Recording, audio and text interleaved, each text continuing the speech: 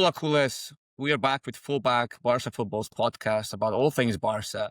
It's been a week of ups and downs at Barca. We've had some injuries again. We had some wins, which is good. So a bit of good, a bit of bad. But that comes with the territory. And today, we'll be talking about all those injuries to Joan Garcia, to Gavi, to Raphinha. There seems to be an endless supply of them again, which is a worrying sign, even though Flick has tried this season to experiment a bit, rotate a bit to avoid these situations. We'll be talking about the Ballon d'Or, second place finish behind Ousmane Dembele, of course, Real Oviedo in that win, which was good. And then we'll finish off with Real Sociedad and a little bit of a preview for you guys. Dev. Yeah, good wins against Getafe, good win against Oviedo middle of the week, and that was not as easy as the score line suggests. So it's good that we got the win out of the way. But yeah, heavy price to pay. Raphinha's probably out. I think Joan Garcia's out. Marc-Andre ter Stegen got out because he had a back injury. His replacement to Joan Garcia, he's out. Yep. We are left with Deck. Last season, Barcelona had a good season in terms of injuries, so we didn't have that many. Pedri played the whole season. Everybody was like, yeah, this is it. Come to this season, same coach, same physical instructors, same everything. And this is like 23-24. When Xavi was playing, and you remember that season, we were decimated with injuries. Pedri could not play the whole season. We had injuries every second week, all right? We blamed the club. We blamed the coach. We blamed the physical trainers. We blamed everybody. Yeah. And we changed everybody. And now we've got good new people doing things, and they're good. Same story, another year. We all love the La Masia story. We love it because we see all these new kids come out of nowhere, dominate, and they play spectacular football for their age. And we want more of that. But think about it. These are 16, 17, 18-year-old kids. They waited till 20 or 21 for Ansu Fati. Had they waited till 20 or 21 for Balde, for Lamine, for Gavi, all of them have had multiple injuries by this time, and none of them are 20. Ansu's career is probably, God forbid, we would love him to come back, but look at what he has gone through. Balde, how many times has he gone the last 2 years? Lamine, he has had problems. Gavi, while we want the craziness of all these kids playing, and we are crying for Geoffrey Torrens to be in, we are crying for Tony Fernandez to be in, we are saying that's political because they're not being allowed to play. I think somewhere we got to be take a back seat. These are kids. Their bodies are not ready for what these professionals do. Look at Dani Rodriguez. He came in one game, shoulder dislocated. They have the talent. Their brain is ready, but their body is not ready. And we need to be mindful of that. Barcelona doesn't have an option right now because they don't have money. They're 200 million short in terms of salary space. They can't buy established players in the market, so we are rushing these kids. Imagine the price that we are paying. I think there's a couple of things here to unpack. It's a very good question. I think sometimes it's very difficult to keep talent on the sidelines, right? Imagine you have a Lamine. We have a Lamine. At 18 years old, he's finished second in the Ballon d'Or race. We'll talk about that a bit later in more in depth. But imagine being Flick or being Xavi and having that kid and saying, okay, he's this good. He's changing games for Barca. He's one of the best in the world. People will say he is the best in the world. Imagine Xavi going and saying, okay, he's not going to play because he's too young. And saving Lamine until he's 20, 21. That's 3 more years. Can you imagine Barca going 3 more years with a talent of Lamine's proportions and saying, okay, you're not going to play because we're trying to save you from something. Now, I get the sentiment here. Maybe their bodies aren't ready. I would say that there is some merit in that thinking, but then how do you keep those talents on the sidelines and not use them when they are so good? I buy your point, Tom, because there are other clubs also. They'll pay much more money and they'll say, go come play for us. Yeah. You have a system which is dictated by TV rights. And for TV rights, you got to play football 365 days a year. So clubs will have to play. Nations have to play. Trophies have to be won and players play. That's basically what it is. And the business justifies the end, right? So we will keep playing. But there's enormous evidence. Look at all these kids, all of these kids who are below 20. They have racked up massive injury lists. And while I completely understand you cannot stop them, but then either we say, okay, this is the price of modern football, that we will lose precocious talent like this because this will happen. You cannot stop them. Or we need some rules from the governing bodies, which makes it impossible for kids to be used in this manner beyond a particular amount. And their futures are not jeopardized because nobody can come and take them away or whatever, something like that. Maybe the I know. transfer Yeah. rules change. I don't know. It is, especially with, you said the governing bodies. I think if we are to point fingers at someone, it would be at the governing bodies and football, or at what football has become now. Because these kids, they need to play. Kids at that age, they do need game time. And if we say, okay, we're not going to play them, and then what happens is they will want game time, obviously. And if you don't play them, they want to go somewhere else. So they will play somewhere else. And if it's a good club, they will play a lot of football somewhere else with potentially the same risks. This is not a problem just for Barca. Look at all around the number of ACLs that have Oh, happened. yeah. I think it's like this. The graph is like this. So all clubs are going through it. All kids are suffering. So I buy your point, but somewhere it just feels wrong. They cannot take that physicality. There has been a lot said about the depth of the squad. Flick's doing something different this season, and we have seen that he is rotating a lot right from the get-go. He is using players for those 60, 70 minutes, not making them play the 90, shuffling, rotating. He's doing what he can. Yes. Now that we have Gavi out, we have Joan Garcia out, and Lamine and Balde, they have just come in. I don't think they will go all in. Mark Nall, he's not going to go all in. From a depth perspective, God forbid, something happens to a Frankie or something happens to a Pedri.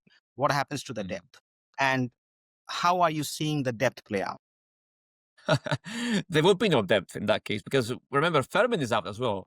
I'm not sure how long for him. 3 weeks. Exactly. In case of Gavi, most evident.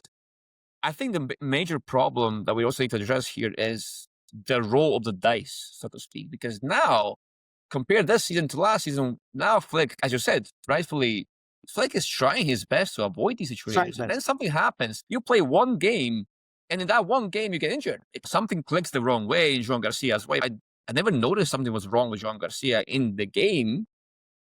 And same with Fermin as well. Fermin was okay. And then after the final whistle, he just broke down in tears. Something happened, right? It's weird how you run from it, you dread it, and then it happens all the same. And to answer your question, I don't know what the answer is. In case a Frankie or a Pedri get injured, you left with Casado and Bernal, who's shouldn't be playing starting games, let alone playing full 90 minutes in this schedule. And then you have Olmo, who I give him 2 more games before he's broken again. And then what happens then? I don't know. In that case, we're away from unraveling. Yeah, we are. And it's weird because at the beginning of the season, I was like, okay, we might actually have midfield depth. We have midfielders who are playing for a couple of positions, right? It's Casado, Frankie, Gavi, Fermin, Bernal. We have all these players. And Olmo, exactly, Olmo. I don't know. It felt like, okay, finally we are in a good place. And then 3 or 4 get injured at the same time. How unlucky is that? And yeah, there's another international break coming up, as we all know. 1 more injury or 2 more injuries. Then what happens to the team? Because we are fairly early in the season. I don't buy the 3 weeks for Joan Garcia. I think it's a 2-month to 4 thing. It's a meniscus at the end of the day. So we'll see how about that. But yeah, that's what about the injuries. Let's keep moving. We had a fantastic win in the middle week with Oviedo. Dom, your thoughts? It was a game of 2 halves, right? The first half was, I don't want to say dreadful, but Barca looked very disjointed. They didn't know what to do. And Oviedo did some good things, expected things perhaps, with maybe a little bit of pressure at the start, but then a nasty low block, counters, physicality. Rondon was a handful. Again, I think a couple of things to unpack here. First of all, the thing you mentioned at the beginning of the podcast there was the flex rotations. And I think, again, we saw that in action. It didn't really work all the way because we did struggle, maybe partly because of all those different dynamics and different relationships on the pitch, which don't always work out. But then Flick didn't wait long. He introduced some subs and he changed the game. We won the game. And I think it's important that we can win those games that we struggle in, right? This was a game that we really struggled in. Newcastle was a struggle, and then Oviedo was a struggle. But we won both of those games. I wouldn't say convincingly or in a very unfallible fashion, but we did really well. So I like the Barca don't have to have these 6-goal thrillers to beat teams. We can beat them with more of a cruise control type of a game. And I'm glad to see that. And I'm glad that people like Araujo, for example, have found a place in the team, because now it seems that there is almost always going to be a situation where, okay, Araujo could be needed, and then Flick won't be afraid to pull an Araujo card and say, okay, now this is your time, go and shine. evidence so far is enough, which we'll see throughout the season, it seems that Araujo is stepping up to that challenge. He's saying, okay, I know what I'm here to do, and I'm going to do it. I think similar to you, I have like three talking points. I think I'll start with Lewa. At 37, what he did that day, he's obviously not starting, and Flick's using him that way. He's probably going to come off the bench a lot more this season. But that header, that leap, and that snap of the head, and that goal, at 37, doing that, you're losing your marker. You cannot replace that or find that in the market, even if you spend millions of dollars. And even after years, I don't think he will have the technique down to that level, right? He came to Barca when he was 34 or something like that. We haven't talked about it, but for me, he would be a legend, honestly, because of the context of the time when he came in and the trophies that we have won. We wouldn't have won them without Lewandowski, for sure. He was a huge contributor to all the trophies that we have won in the last 2-3 years. And single-handedly carried that act. Otherwise, it would be a very different discussion for Barca post-Messi. That's basically what it is. And what he pulled out that day. And we criticize because sometimes he's not able to. He's obviously aging, and you can sense that. Even with that, you won't find a striker like that in the market very easily, even if you pay billions of dollars. So that's my first one. Second, the way Araujo managed Solomon Rondon, I think that you can't do with a technically elite passer. You need a man with a brawn to go and do what he did. And he did that with Hassan and with Solomon Rondon. And sometimes in some games, you need your CB to do that. And that's what he's good at. And finally, he also got a goal. I was very happy about that. He used to score these goals. If you remember 2021, 2022, he used to score so many of these headed goals from corner kicks. And he got that. And I was so happy for him. I personally feel that Barca are better off with him. And then finally, Frankie changed the game. There's no question on that. And we all saw it. And for years, I think Barcelona fans have wanted Frankie to be Busquets, but Frankie is not Busquets. Frankie is never going to be Busquets. If Frankie can be the best version of Frankie, we are far better off because we control games in a different manner, but we control games. He contributes something to that team that very few midfielders in the world can. You cannot replicate what he brings to the table, and we are lucky that he's still playing with us. And I hope the renewal goes through and he plays with us for 3 more years. Okay, now let's come back to the game coming over the weekend, because games are coming thick and fast. Every three days there's a game. We just crossed the Oviedo test, and now we will be facing Real Sociedad. Now, Sociedad are never easy, though they have had a very tough beginning to the season. They are 16th. We are on second. They have lost they've just won one game. So they haven't had it easy. Absolutely. The loss of Zubimendi has probably affected them for sure. But that said, Kubo is starting. Oyarzabal is starting. Valencia is going to be there. So I'll give my thoughts, but Dom, what's your take given our injury situation? I think we have a deep enough squad.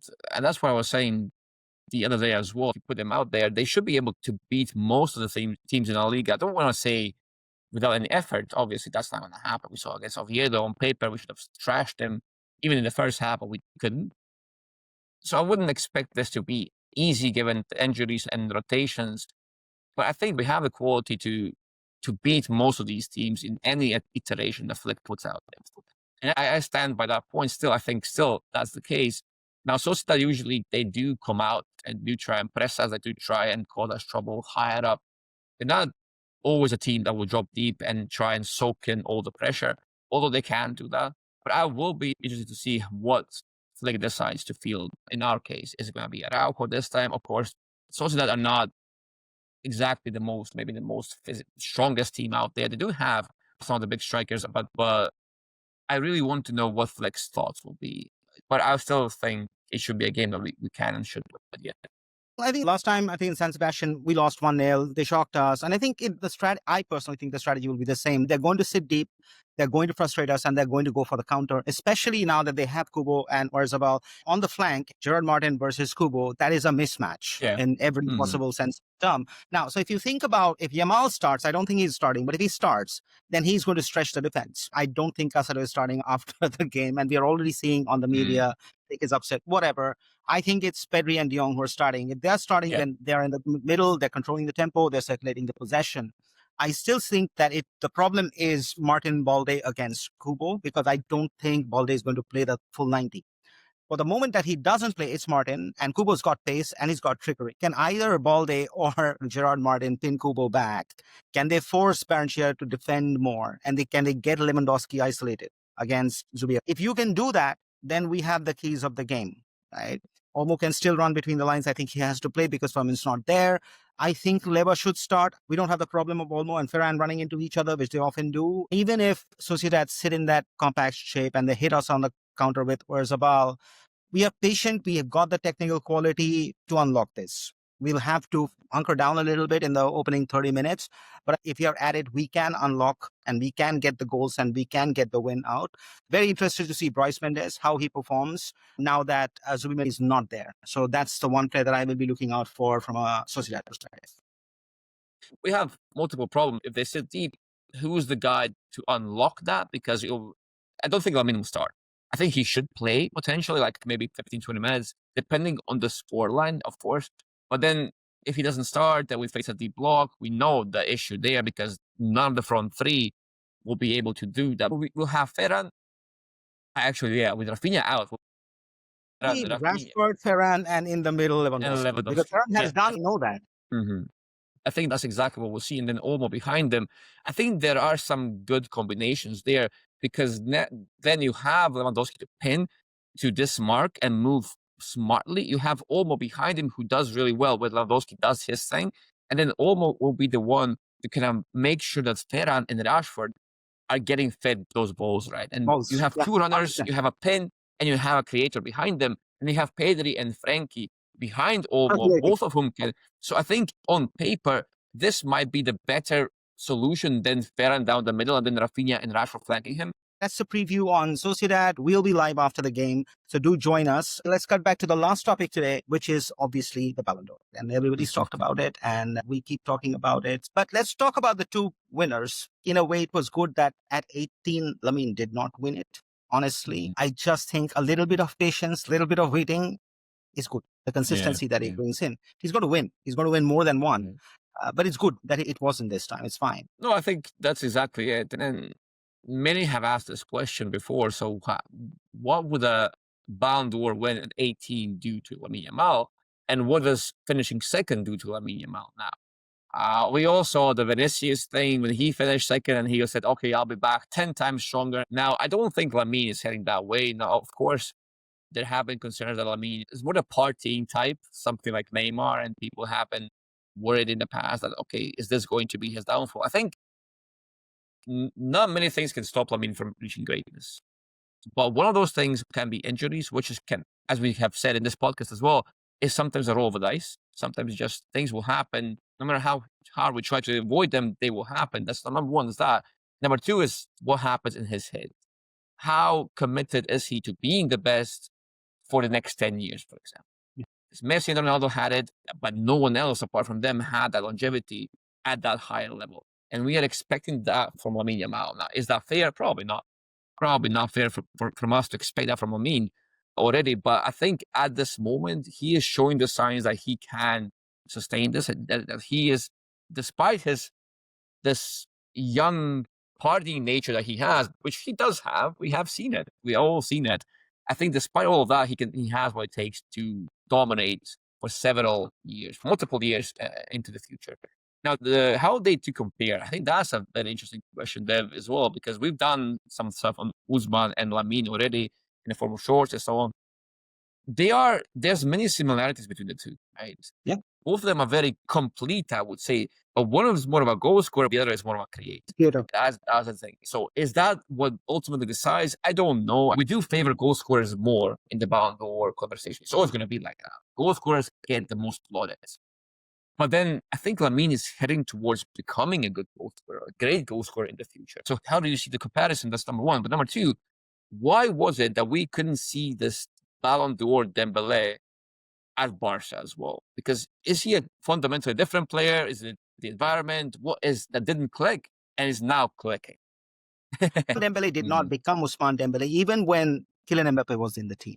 He became the central focal point of that team when Enrique said, you be my 9 or you be my 10 and you play through the center and I will get my team to feed you. That's what happened. That would have been impossible in a Barca. That was impossible in PSG when Mbappe was there. That's number one, position, structure of the team and how the team was led. The second, I think, and Usman has said this himself, that he wasn't serious when he was in Barca. His seriousness happened when he got married, and he got a lot more focused into it. And then you have a coach like Enrique, who we know how he is, right? And the stars aligned at the right time. He had the right kind of players around him. They had a great season. His habits changed. The way he looks at football became much more serious, took much more care of his health. All that added. And then he went to the right team at the right time with the right support, with the right coach. And he exploded, correct? Now, Yeah, correct. for that to be replicated, everything had to happen in that way in Barca, and it was never going to happen. You cannot have 10 creative players in a team, not when you have Messi. It's impossible because you can't drop him. He is going to play. And when he plays, he will dictate how the game happens, right? I think that is merit to that conversation as well. But yeah, I think ultimately this wasn't a defeat, right? Of course, Lamine didn't No. win it, but he's won the second Kopa in a row. Barca got another Ballon d'Or as well in the women's section, so that's also good. So I think ultimately this was a good thing for Lamine, and I think it will be something that will just make it stronger because he is that kind of a person. I think he is someone who is on a mission to be the best, to become the best, and then stay the best. I think that was one of the biggest thing about him. But anyway, guys, I think this about wraps it up. Thank you for joining us. It's been a fun ride ever since we started this. Don't forget to subscribe and follow us, comment, give us feedback. Let's just hope for another great week. Let's hope we win against PSG. Let's hope we win against Sociedad. Let's hope we don't have any more injuries. Let's hope we get into the international break without injuries, and let's hope that in the international also break because otherwise we are in deep trouble. With that said, join us for the live session after Sociedad and after PSG. We'll be there. Until then, stay safe, take care, and be Barca.